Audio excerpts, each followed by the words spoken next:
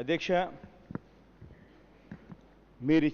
మీరు ఇవాళ మాట్లాడే ముందు అధ్యక్ష ఒకటి నేను అడుగుతా ఉన్నా. ఎన్నికల మేనిఫెస్టోలో మీరు చెప్పిన మాట ఏమిటి? ఆ రోజు ఏమైనా మీరు కాంట్రాక్ట్ వేరే, అవుట్ సోర్సింగ్ వేరే అని ఏమైనా చెప్పారా? అవుట్ సోర్సింగ్లో కూడా అదే క్వాలిఫికేషన్ ఉన్న పీపులే ఉన్నారు. అవుట్ సోర్సింగ్లో కూడా there is a qualification set. ఇంజనీర్లో ఈ పోస్ట్కి ఈ క్వాలిఫికేషనే ఉండాలి, డిప్లొమో ఈ పోస్ట్కి ఈ క్వాలిఫికేషనే ఉండాలి, ఐటీఐ ఈ పోస్ట్కి ఈ క్వాలిఫికేషనే ఉండాలని సెట్ చేస్తున్నారు. అవుట్ సోర్సింగ్కు కాంట్రాక్ట్కి రెండిటి మధ్య చాలా చిన్న తేడా ఉంది. క్వాలిఫికేషన్లలో మాత్రం ఎటువంటి తేడా లేదు. మీ మేనిఫెస్టోలో మీరు చెప్పింది ఏమిటి?